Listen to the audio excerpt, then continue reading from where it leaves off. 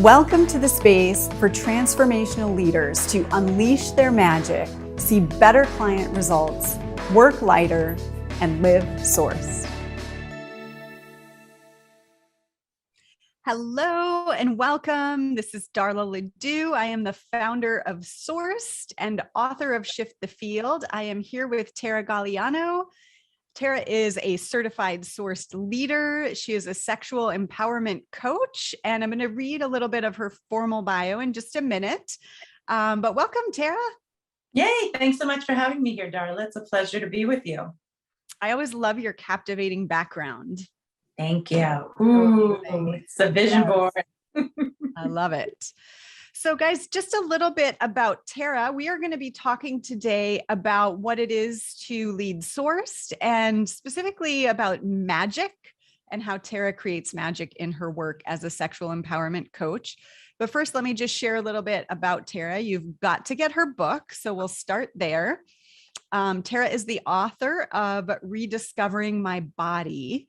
Rediscovering My Body. You can find this on Amazon, on her website. She's even got an audio version on YouTube, right?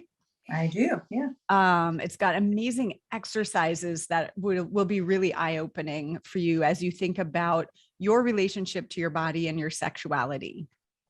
Tara's worked with women for over 2 decades to get their sexy back.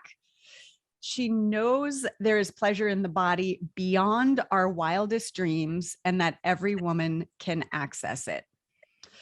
She rediscovered her own body after leaving her 25-year marriage, realizing that she had given so much of herself away. I know people can relate to this. Mm-hmm. She knew that she needed to come back to the body's inherent wisdom. Through connecting with her body, Tara was able to understand what was right and pleasurable for her, how to best proceed from this wisdom, and most importantly, how to teach these lessons to other women who are clamoring for the same truths so that they too could transform their lives and reclaim their sensuality. Now, Tara has embodied this path and is moving forward to share this with women everywhere. Tara, so gosh, I would say in my knowing of you and your background, this work really chose you. Yes. Can you talk a little bit about, even before we dive into what it is to lead Sourced, like how did you get into the work of sexuality?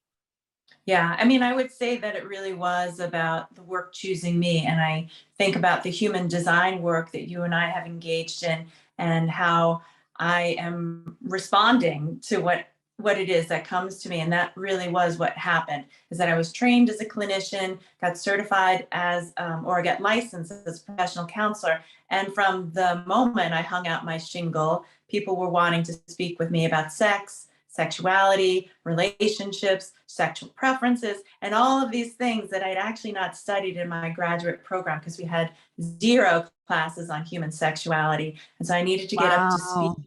Wait, let's just say that for a minute. So in your advanced degree as a therapist, 0 classes on sexuality. 0. Yeah. Can you believe that? I mean, that was, like I said, a couple of decades ago. So that was in the late 90s, graduated in 2000. But there was nothing. And so I could pull from my own personal experiences, but I thought I need to get educated so I can really help people in the way that they want to be helped. Because I felt honored that they were opening up to me and being vulnerable, talking about really personal and intimate experiences that they didn't really have much, fluency with, is really what it came down to. Isn't that interesting? We talk a lot in the Sourced program about what we put in the space, right? The energy we put in the space invites in the match to that. And so there was something, obviously, your soul was putting in the space that you're attracting these people from the start. Yes. And I'm glad that I didn't feel like I needed to shut that down because I wasn't an expert. I wasn't trained in it. I thought, okay, I'm just going to be open to the invitation and then get up to speed and begin to meet them. And in some ways I was up to speed because they were feeling comfortable speaking with me. And I just needed to know more about how to help. Yeah, that's amazing. And so then you went back and you got more education always. and got your certification as a sex therapist and a variety of things, really. Yes. Right. Hmm. And then could you share a little bit, because you started then working in groups with cancer patients. And I feel Yes. like this is a pivotal part of your work that influenced you to write your book and kind of the work you're doing now. Yeah, yeah. And so always for me, a passion has been working with groups because I feel like transformation happens in the larger numbers. I mean, it's important that we do our own personal work. And I could see the limitation of doing one-on-one therapy, where it is when we're in a group, we're showing up as multidimensional, multifaceted beings, and then we need to navigate multiple relationships. And so I could see so much more transformation in those experiences. So working in a group setting was really pivotal for me. And then working with women who'd had a cancer diagnosis was really a profound change in my work, because these women were they faced their own mortality. Like they Yeah. knew that what it was to face death and to choose life and to choose more pleasure and to really deepen into that and be committed to the process. And so for me, that commitment and that desire to want something more and to have very little basis for it, because what I did also see with cancer survivors was their vulnerability and this discomfort of being in the body, because the sense of feeling that their body had betrayed them because they'd had cancer. They may have felt like they did everything right, and then they had cancer. And so for me, that was a tremendous paradox to be living within, and then to be able to work with them. I felt like it was juicy. It was a great place to learn more about groups, paradoxes, transitions, and transformation. There's so much in that, first of all, that they had a different relationship to their body because of the cancer that Yeah. really heightened, I'm sure, your awareness of some nuances of how we relate to our body when we're not sick, right? Where how we don't relate to it, how we ignore it. Yeah. Um, and then, this aspect of group, obviously I'm passionate about that, having, taught about retreats for a long time.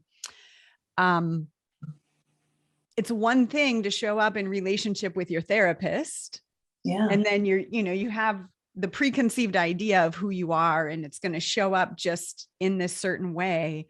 And then you Yes. add other people where you're actually able to see, you as a therapist can actually see, yeah, well, they say this, but they're showing up like this, Yeah. right? So how has that helped for you to be able to, because you do groups now in this new work, how has that helped? Yeah. I mean, I think that we are um, so relational, particularly as women. Like, we are relational beings. And so to have that reflection is powerful. And I think it can be painful. And I think it takes a lot of awareness to take that in and not necessarily take it on, but to begin to understand, oh, okay, this is how my energy mixes with this other person's energy. And this is what we create with that. And we can recognize Yes. the messiness or the discord with that. Whereas other people, we may have more resonance, and we can feel how we can flow with them a little bit differently. And it's nice to have both, because then we can understand different aspects of ourselves. And so when we see it as a learning place or like a learning opportunity, A and we don't, playground. yeah, a playground to be messy and to be curious, then it can be so much more fun. And when we live into a place of shame or perfection, of I need to get this right, then I'd say the constriction comes in. And that's where I was feeling the one-on-one limitations. I see the benefit of working with one, because it gives us safety, it gives us security, it gives us a sense of, I would say, a secure attachment that many of us didn't have growing up with a primary caregiver. And so there's a real value to that. And when we're ready for, I would say, the next level, or we're ready for more dimensionality in our process, we can add more people. And when it's a safe container, then there can be such profound healing. And I would say it's exponentially more powerful in those settings. And that's what I like to see. That's what I like to host. That's what I like to be a part of. So I have two questions that are feeling exciting. One is, I happen to know that you've spent some time in intentional communities, Yes. Yeah. right? And so I think this is also really fascinating. I remember when I learned that and I thought, oh, that is a super interesting aspect that you bring, that Yeah. you traveled around and spent time in groups and you saw things that were done well and things that weren't done well. And I often feel like those of us who are leading transformational work, I can't tell you how many people I know want to have a retreat center, want to bring, have a space for people to come live and transform. And so, yeah, if anything pops to mind about that experience and kind of where you are now from this vantage point, what you've learned about community, that'd be Yeah. amazing. Yeah. So, yeah, I have a deep and profound love for community, is what I recognize. I have a lot of Aquarius in my chart, kind of the humanitarian. So, just bringing in the astrology. And when I was younger, my former husband, and I could feel the limitations of a nuclear family, and we wanted so much more. So, we let go of that idea that we need to create a nuclear family. And we got into a little school bus that we bought. We converted it into a home. We traveled across the country. We wound up in Hawaii. We lived in intentional community. And then we traveled back across the country, also looking at intentional communities. And we wound up at a Waldorf school, which is not necessarily an intentional community of living, but it is an intentional community of education of the children. And so really feeling the respect and the honor of children as young beings as we bring forth into the world as primary for the world that I'm wanting to create, the world that I want my children and grandchildren to live in. And so really feeling into that and making that commitment. And then what I've seen is that it's difficult, right? It's difficult because we have edges, and that we can flow better with some people, like I was saying earlier. And then oftentimes Right. we have the discord. And then with the discord, I find that there's contraction. And then there needs to be a process of bringing back to the community what it is that we know. And so for me, I never give up on that. I'm always coming back to the community to understand how we can proceed forward. And what I know now, and I love all of these people wanting retreat centers and wanting to house people, because for me, what I know now, it is the connection to the land that is so powerful, is that the land where I live absolutely supports me and I feel it. Whereas I've felt disconnected in more urban settings and have felt like there's too much concrete. I'm not feeling the earth beneath my feet.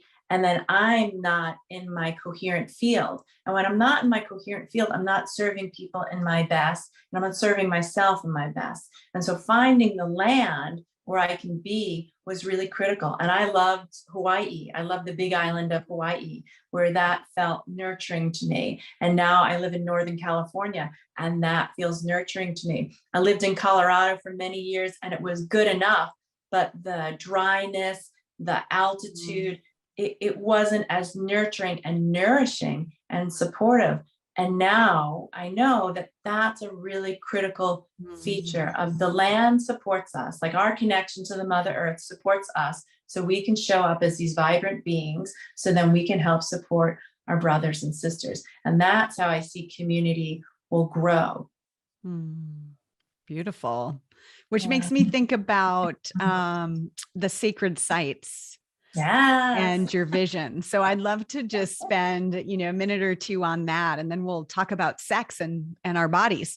Oh, I love that. Sex too. Yes.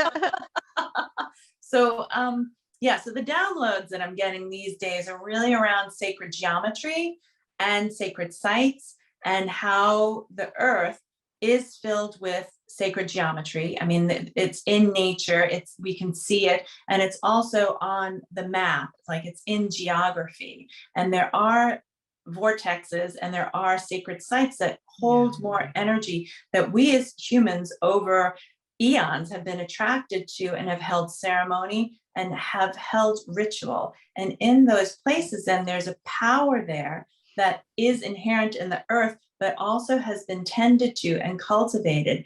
And because of our level of consciousness these days, it's emerging again. But for a long time, it was dormant and hidden, because we couldn't handle it. And so there were Mm. Aboriginal cultures, indigenous people who were holding and tending those fires of the sacred, who were, thank goodness, the wisdom keepers. And now it's becoming more and more available to us if we have the eyes to see, right? And we can feel into that energy and honor the sacred sites, because in that it is vast wisdom. And it's really coming into this womb space. And I have so many wombs and vulvas on my background, the sex. And in that space is the darkness and the stillness. So that's what I'm being called forth in terms of my work, is to take people to these sacred sites, to experience more ceremony. So I love this connection to land and the retreat centers. And for me, it's also about so the both and this nomadic lifestyle of connecting with all of the sacred sites, or as many as possible, to feel into them, to bring people there so they have a better remembrance of what is true for them and what they're here to bring forth. Because my experience, having grown up in New York City, was like a lot of static, a lot of like, oh, this is not my remembrance here. It's a lot of human ego, and it's not where I want to live at this time. Well, I know for me, as I look at, I've moved quite a bit, and each location has brought forth something different for me in my evolution. And then having hosted, almost 100 retreats now in different cities and, lands, and in the city, out of the city, all various things, really seeing how the location influences the outcome. And in many ways we can create transformation anywhere, but the flavor of it is different depending on the land. So I love that. Yes, I love that as well. Yeah, because time and space are constructs, and they're also very relative. So the location makes it relative and makes it a different flavor. And I love that. So we have all these different flavors all over the world. Yeah. All right. So people should keep an eye out for where Tara's going next. I love it. So let's talk about sex, baby. All right, baby. I wanted to start with the idea of being a sourced leader. And so if people aren't familiar with what this means, there is the knowing that we have that we are guided by source, right? That our intuition or our inner knowing comes through us, and we just know how we're meant to play on this planet because we're cultivating our connection to source. And we also deeply, deeply trust that our clients have that connection as well. Right. So rather than coming in as, I know the answer for you, we're playing in this playground with source to see what are we co-creating.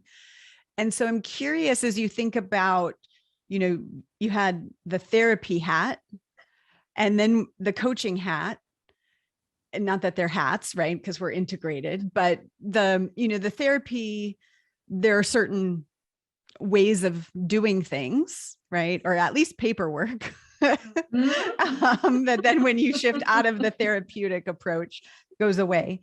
When we add this layer of what it is to be led and guided by source, how has that influenced you? Mm-hmm. Yeah.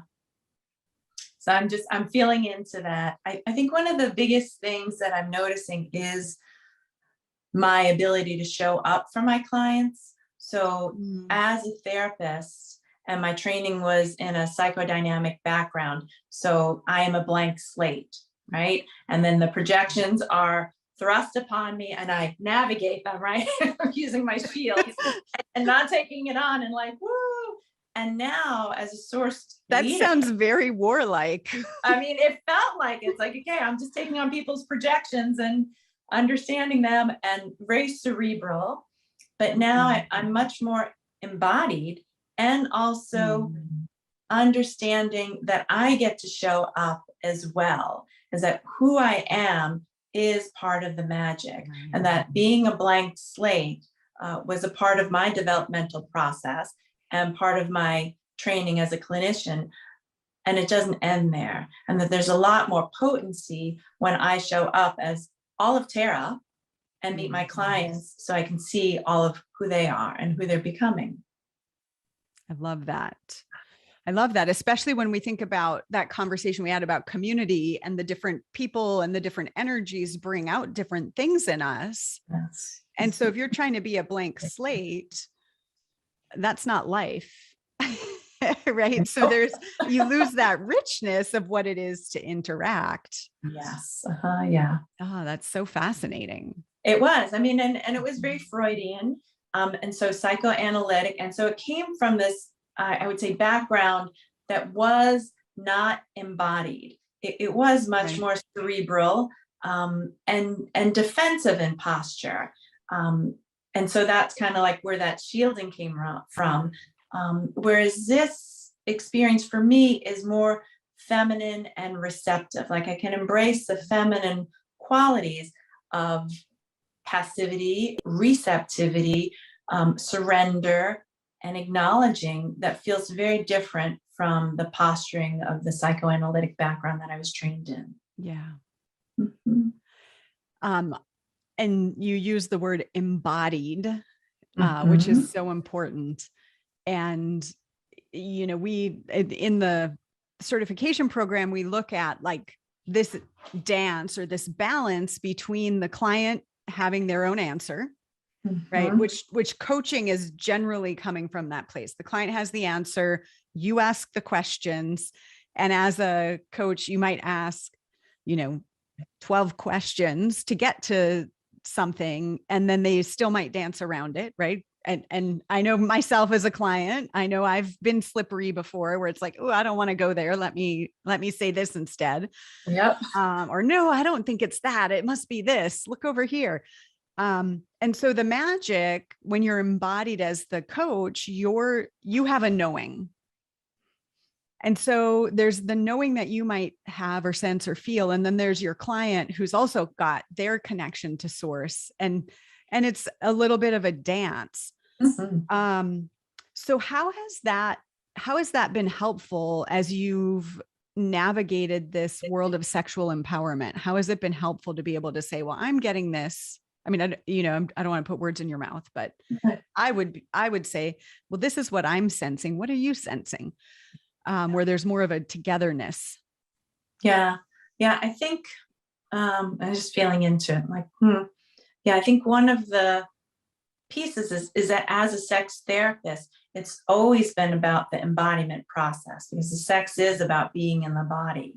And so the opportunity to switch into coaching is about being in the body even more and sharing my own embodied experiences. So not necessarily focusing solely or exclusively on the client's bodily experience, but also bringing into the field my awareness of, again, what you just said so eloquently, is this is what I'm sensing, this is what I'm feeling, and naming it in the body, and then also seeing it in the body of the other, because now I've got so many decades of experience, I'm seeing it more clearly as it shows up in the body of my client and saying, this is what I'm seeing, what are you experiencing? So when I'm able to name it, they're able to feel into it a little bit, and they can say that's true or that's not true, or this is what it feels like for me. And that's really important, because now I'm getting the cues that I can see, oh, okay, this is the contraction, or this may be the difficult experience that they're not verbalizing, or this is what I'm sensing in their body, even though the story's going here. Yes. Mm-hmm. So as you have been incorporating, this embodiment, and the different magics that, we teach 6 types of magics. This is just a framework to help people access their inner knowing. It's not like the only way to think about it. How has that been helpful? Mm-hmm. I mean, I think in so many ways, I feel like it's this opportunity to, what I think you do so well, and through your books and through your teachings, is provide a structure for transformation. And so for me, it offers a language and a pathway forward where I can see, particularly in the past for me, being a little bit amorphous, being a little bit more fluid, and then holding the structure provides, I would say, a more concrete pathway and even language, like when I think about language, it's really this opportunity to conceptualize ideas and put into form that are words, a pathway forward, and an opportunity to communicate more clearly. So that's how I know the different magics have come alive in my work, because there's a name for this felt sense that people have experienced and didn't know how to verbalize. And when we can verbalize these things, we can exchange ideas more clearly. So that has been the beautiful piece about it. I feel like that's been good.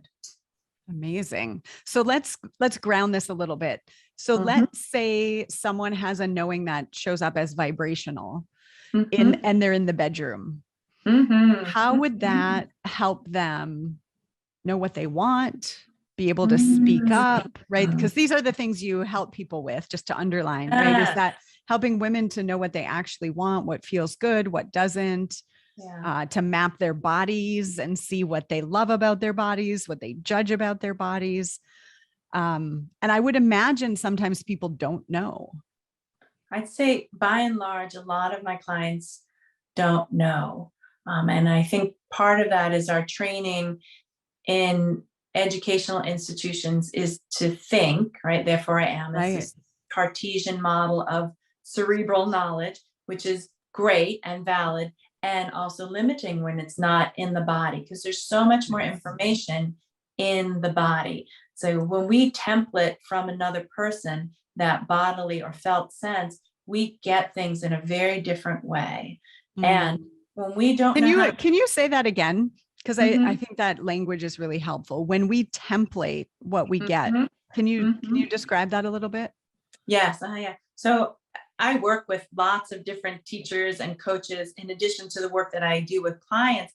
And one of the Yeah. things that I've learned so powerfully is the templating. So I desire role models and mentors and coaches, Mm. like my work with you, that embody something that I want to explore more of. Mm. So when people come to work with me, it's around sex and sexuality. Yes. And and how I show up in my body is a template for them to Mm. feel into. Not that they're going to be touching my body, but they can energetically feel Yeah. into my body and feel, Right. okay, this is what a grounded sexual woman may feel like. Right. And so it may feel different than somebody who's kind of in the airways or using their sex as a manipulation or power or something different. So this is a different sense of sexuality, and we need that. As what I find in my work is that oftentimes we're referencing things like pornography is a really big influencer in the field of sex and sexuality. Whether we watch it or whether Right. we don't, people know about it and they're familiar with it. And you can see how we embody almost a caricature of some of those Mm. elements. Like maybe when we're coming to orgasm, we're like, and it's like, it's not real. It's really not us. It's this performance of something that we imagine Mm. is supposed to be. And when we can template into what's Mm. true for us, we have a little bit more information. But a lot of us can't go there first because we need to understand how it is another person first, because we're so externally focused. We reference there, which makes sense. It's like we have caregivers that raise us. So we learn so much from them: what is true, what is not true, what is appropriate, what's not appropriate. We get that from the body. So that's how we template information from our primary caregivers. And so when we work with coaches, we get that template of whatever information we're looking. And so for me, it's in the field of sex and Yeah. sexuality. And that's really powerful. So it goes beyond the work. Yes. I love that. I talk a lot about that, the container, right? The structure Yeah. is the container. And I think of it as within the container, you're stepping into a certain energy field that you'll then entrain to. So when you're Yeah. out in life, right, you have this energetic that you have access to, right? Which is, in my work, if someone's working with me privately, it would be whatever my energetic is. And so what I'm hearing in that is just another way to describe that idea. And it also makes me think, Tara, about human design. Yeah. And, there's certain, and for people who don't know about human design, Google it. You could go down a whole entire rabbit hole about this. But we have certain centers and channels that are open or fixed, and that makes up our energetic template, really. Yeah. And so, someone is going to be able to access things with you that they might not be able to access with me, and vice versa, because we literally are templated differently.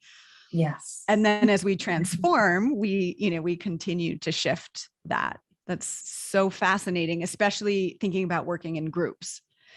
Yes. And like bringing in the various templates to explore with. This is what's really happening, right? We think it's the exercises that we're writing in our notebook, but it really is the experiencing different people showing up in some kind of, designed experience that really shows us more of who we are. And so what you were saying about, the therapeutic model of I'm a blank slate, Yes. right? We get none of that. It's like we're missing the richness there.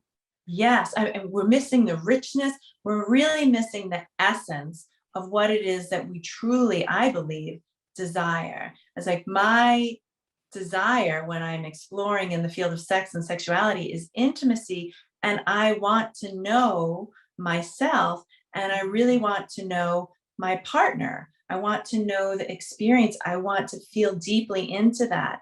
And that for me is the profound wisdom. And when someone's not showing up because they're filled with shame, or they feel wounded, or they don't feel good enough, or whatever Or reason, they think they should look a certain way from the porn performance. Exactly, huh? And Yeah. whatever way we cloak our experience, it's we're masking and obscuring the essence of who we are. And my sense is we really want more of the essence, because the essence enables us to feel more, and we all want to feel so much more. Yes, we want to, and then it's also challenging, right? It is. It's scary. Because we're not taught. We're taught to stay here, right? This is safe. This is scary. Yes. Yep. Oh, well, Tara, I am so glad you're doing this work in the world. It's amazing. I'm so delighted to get to share you with our audience, and really to get to do this work on the planet with you. Darla, such an honor. Yes. So let's talk about, you have a training that people can access so they can get a little bit more, because we just touched the surface, and I'm sure people get a sense of your philosophy. And I guess I would pause and ask people to just feel into what it would be like to actually be yourself when it comes to sex, right? To be present and to know what you want. Yep. Rather than whatever you think your partner wants, or whatever you think it should look like from whatever images we've taken in, right? What would it be like to really be in that level of presence? And if that interests you, then go find Tara's masterclass. And she's got different things going on at different times of the year, depending on the sacred site that's in her eyes. But tell people how they can access that. Wonderful. So the best way to reach me and find out more about my work is through my website, Rediscovering My Body. And the masterclass, Rediscover My Body, is a 5-week process, and it dives deeper into desire and sexuality and the inherent wisdom of the body, which I think is a profound and important primary place to start. Yeah. Everybody needs this foundation, right? I think so. Yeah. Yeah. It's like, we want to go to the master class. I remember you saying this, or I won't use the word master class. We want to go to graduate school. Yes. But we really need the foundations, right? We do. Yes. We want to go to ecstasy. We want to go to orgasm. And it's really about, okay, what's true in my body in this moment right now? Yeah. Because we'll get there. We'll get to the ecstasy, but we really need to deal with what is in this moment. Beautiful. Yeah. Thank you so much. We'll put the links to Rediscovering My Body and the various ways to find Tara online in the link below this video. What would you like to leave people with?